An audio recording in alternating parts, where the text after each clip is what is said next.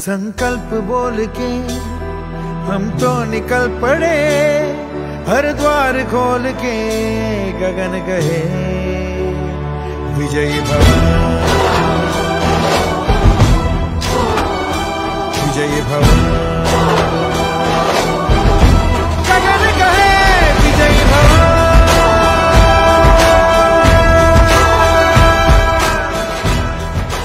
हा विजय मुंडे साहेबांवर प्रेम करणाऱ्या बीडच्या जनतेचा आहे। सर्व अगदी कसोशीने जीवाचं रान करून रक्ताचं पाणी करून काम करणाऱ्या तळागाळातल्या कार्यकर्त्यांचा आहे। हा विजय पंकजाताईंच्या नियोजनबद्ध नेतृत्व शैलीचा आहे। हा विजय जनतेने माझ्यावर टाकलेला विषय आहे।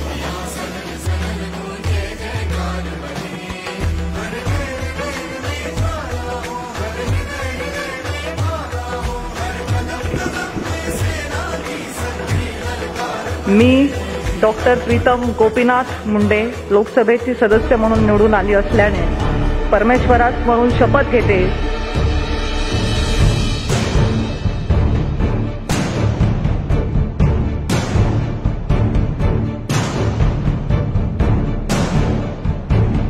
संसदेत उभं राहिलं की महाराष्ट्रातले आणि मराठवाड्यातले खासदार हे केवळ दुष्काळाविषयी बोलणार अशी धारणा लोकांची व्हायची। आणि त्या बीड जिल्ह्यामध्ये जिथे प्यायच्या पाण्याची टंचाई होती त्या बीड जिल्ह्यामध्ये आता अतिवृष्टीची पाहणी करायला गेले असताना मला गावात जायला रस्ता नाही, एवढं पाणी नदीला आलंय की बैलगाडीमधून मला ती नदी पार करून गावामध्ये जाऊन शेतकऱ्यांची भेट घ्यावी लागली।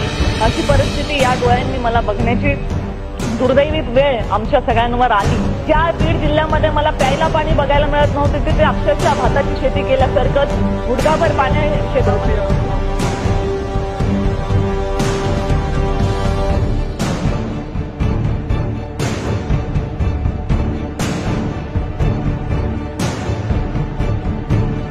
विदर्भ में जो कपास खरीदारी के केंद्र हैं वो सितंबर से शुरू हो चुके हैं, पर मराठवाड़ा में और अन्य विभागों में अब तक ये केंद्र शुरू नहीं हुए हैं क्योंकि भारी मात्रा में जो वर्षा हुई है उसके कारण फसल को तो हानि पहुंची ही है, पर इसका भाव भी कम होते जा रहा है। और अगर इस स्थिति में सरकार अगर मराठवाड़ा में ये केंद्र जल्द से जल्द नहीं शुरू करेगी तो किसान और भी जो है वो बेबस अपने आप को महसूस करते हैं। इस आपदा की स्थिति में केंद्र सरकार और राज्यपाल महोदय दोनों ही अपनी तरफ से इसमें मदद जरूर करेंगे, पर मैं आपके माध्यम से दरख्वास्त करना चाहती हूँ कि मराठवाड़ा क्षेत्र में यह कपास खरीदारी केंद्र जो है सरकार के वो जल्द से जल्द शुरू करें।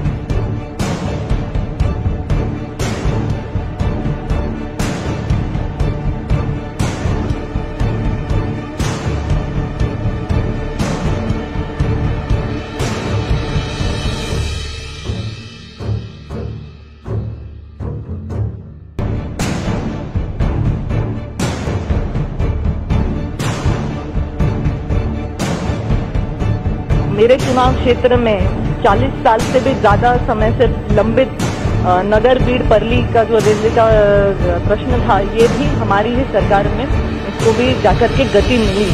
सर जब तक ये रेलवे लाइन के लिए सर जो भारत सरकार और राज्य सरकार ये दोनों का आधा आधा हिस्सा है और जब तक महाराष्ट्र में भारतीय जनता पार्टी की सरकार थी तब तक महाराष्ट्र सरकार अपना 50% हिस्सा इसमें देती भी रही। पर इस साल के महाराष्ट्र सरकार के बजट में केंद्र से तो हमें 450 करोड़ रुपए का बजट मिल चुका है, पर महाराष्ट्र राज्य सरकार ही अपना बजट इस साल उन्होंने कुछ हिस्सा अपना दिया नहीं है। तो सर अगर ऐसे ही चलता रहा तो इस प्रोजेक्ट को पूरा होते हुए बहुत देर हो जाएगी और जैसे देर बढ़ती जाएगी तो प्रोजेक्ट की कॉस्ट भी बढ़ती जाएगी। तो मैं चाहती हूँ कि भारत सरकार इसमें खास अपनी जो है वो कुछ निर्देश जारी करके इस प्रोजेक्ट को जल्द से जल्द पूरा करने की कोशिश करें।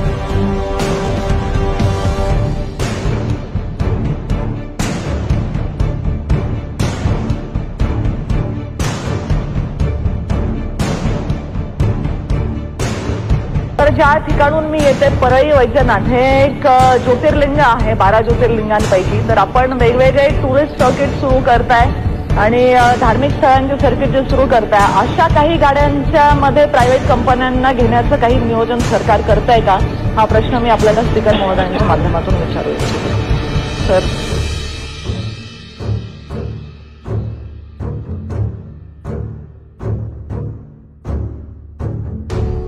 पण आज प्रत्येक जातीच्या बाजारासाठी आरक्षणाची मागणी करतो. माझं म्हणणं आहे की महाराष्ट्रासारख्या क्षेत्रामध्ये जो शेतीप्रधान राज्य आहे तिथे शेतकऱ्याच्या मुलांना उच्च शिक्षणामध्ये आरक्षण मिळालं पाहिजे, शेतमजुराच्या मुलांना उच्च शिक्षणामध्ये आरक्षण मिळालं पाहिजे की जेणेकरून येणाऱ्या काळामध्ये त्यांच्या पिढ्या ह्या सेटल होऊ शकतील.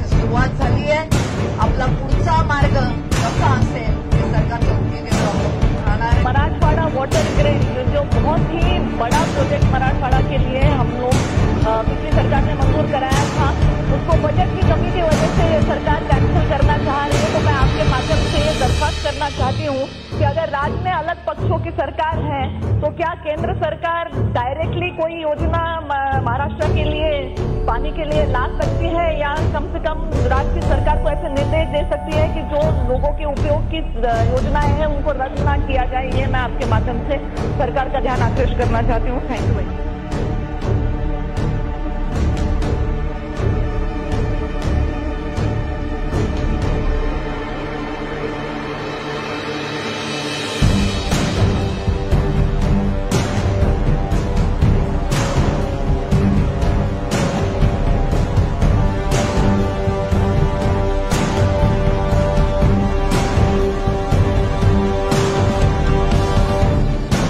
जैसे माननीय मंत्री जी ने अच्छी तरह से उदाहरण देके ये बताया था कि विद्यालय को इकाई रखने से ज्यादा लोगों को अवसर प्राप्त होगा, उनको मुख्य धारा में आने का अवसर मिलेगा। सबका साथ, सबका विकास और सबका विश्वास, ये जो हमारे प्रधानमंत्री जी का मूल वाक्य है, उसको वास्तविक में जीने का इनको अवसर मिलेगा।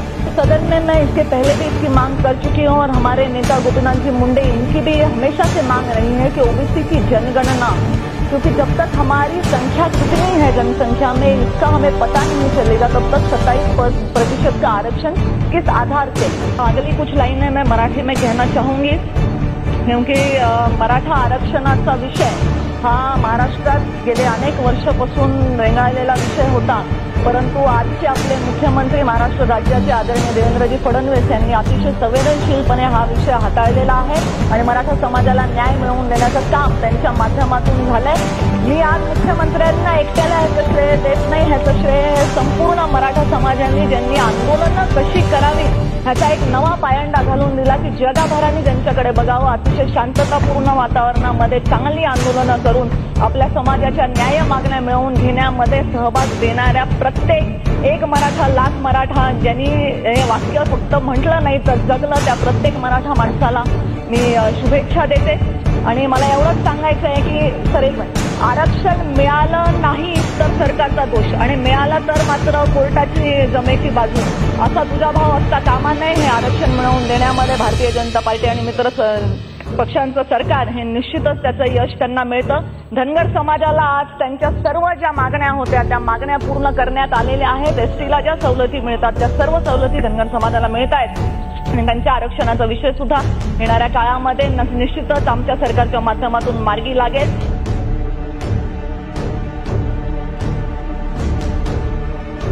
साहेबांची लेख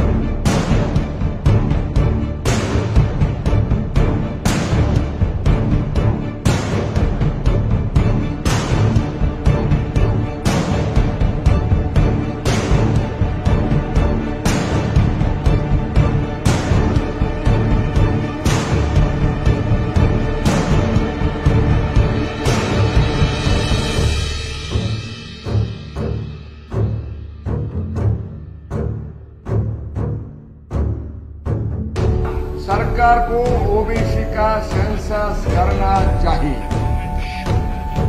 कालेलकर समिती आणि मंडळ आयोग ही जर पायरी असतील तर आज एनसीसीला घटनात्मक दर्जा मिळवून देणं हा कळस ठरणार आहे।